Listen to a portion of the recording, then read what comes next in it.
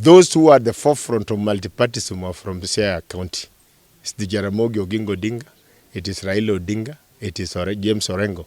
In fact, I am shocked that people like Orengo are now advocating for single partyism within Kenya. The first person to practice multi-partyism in Kenya is James Orengo. In 1997, Raila was in NDP. Why didn't he find it prudent to join Raila in NDP? He ran on Ford Kenya and won Ugenya parliamentary seat. These are things we must say. In 2002, when Raila said Kibaki Tosha, Orengo didn't follow him to NAC. Orengo remained in SDP and even ran as a president. Why was multi-partyism okay for him then and it is not okay now? Let us allow. I want to say that as here people, as the Luo community, what must unite us is Raila's presidency.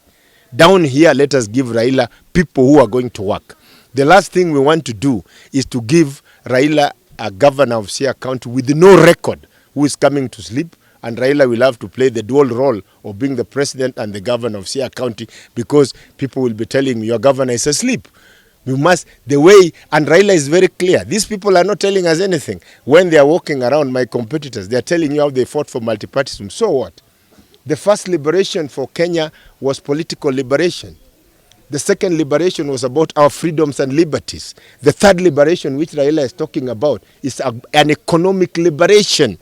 Raila is very clear that when he takes over as president, no single Kenyan child should sit at home because of lack of school fees. Raila is very clear that when he becomes Kenyan president, all Kenyans will have access to quality health care, water services, good roads.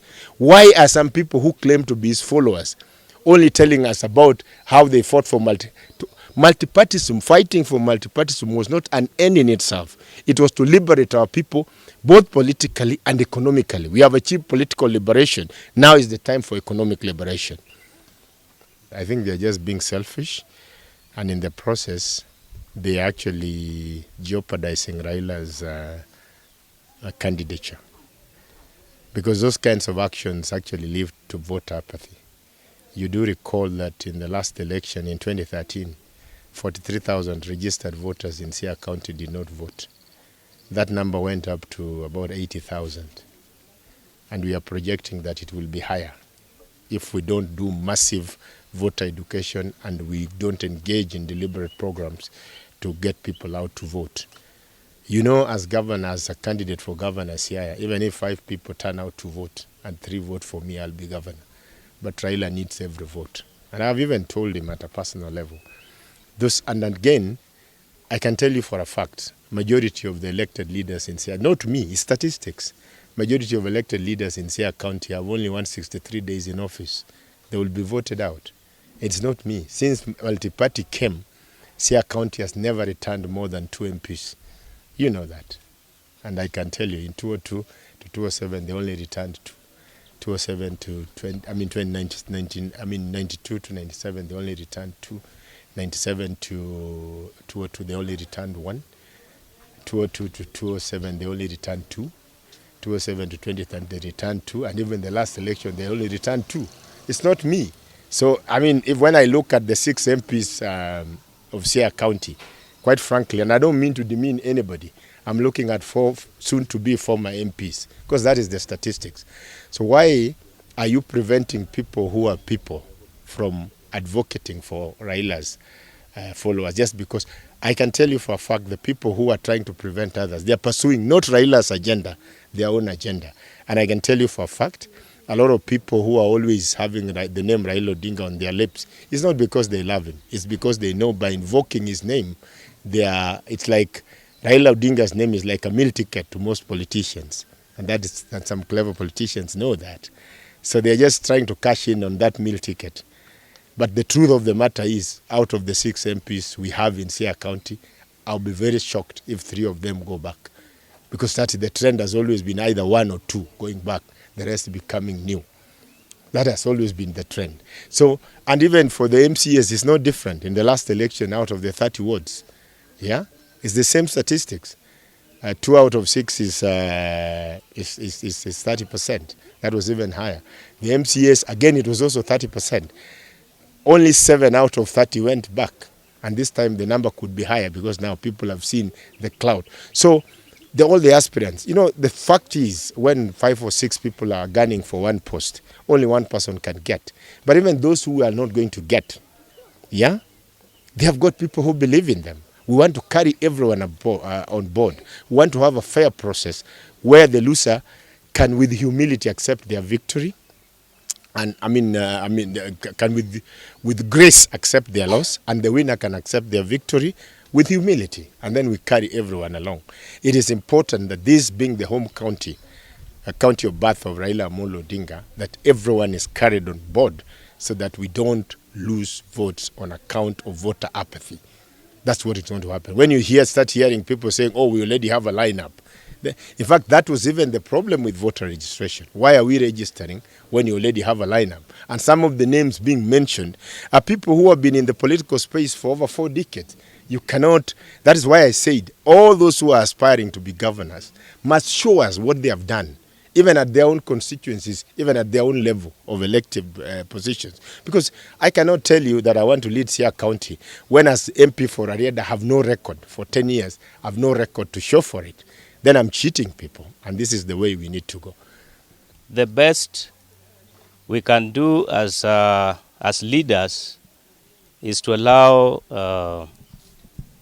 the electorate to identify the leaders that they want to serve. They want them to be served. It has not been very, very good people coming on the ground and declaring others that they should be the aspirants, or they should be the people concerned with issues of elections. Siaya has lagged behind because of boardroom choices. And it is high time we as leaders of the church, leaders of the community stand up to tell our Christians to choose development rather than choosing individuals who may not be ready to serve us but serve their own interests. Parties must allow those who are seeking these positions to go to the electorate to choose the right people.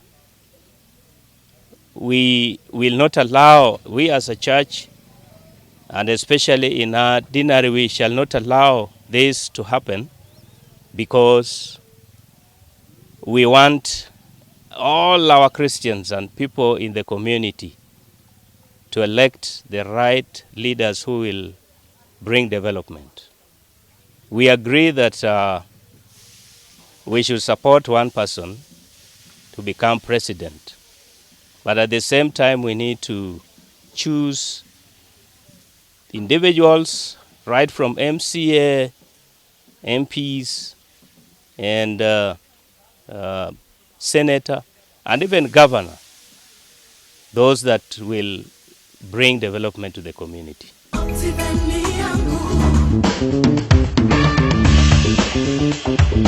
How is your year 2022 coming along? Are you probably stuck on how to start off your home ownership journey? Kuamua maono yako na Optiven. Get a piece of land at the Great Oasis Gardens Nanyuki and establish your dream home, a holiday home, an entertainment park, home for sale or for rental, or even build a high-end private school. The Great Oasis Gardens Nanyuki is perfectly situated next to the equator, right opposite Mount Kenya Holiday Homes, and is only 11 minutes from the Cedar Mall Nanyuki. Get your quarter acre, half acre, 1 acre, 5 acres and beyond. Deposit or place an installment of 590k on any of Optiven's projects and get an instant 15k cashback.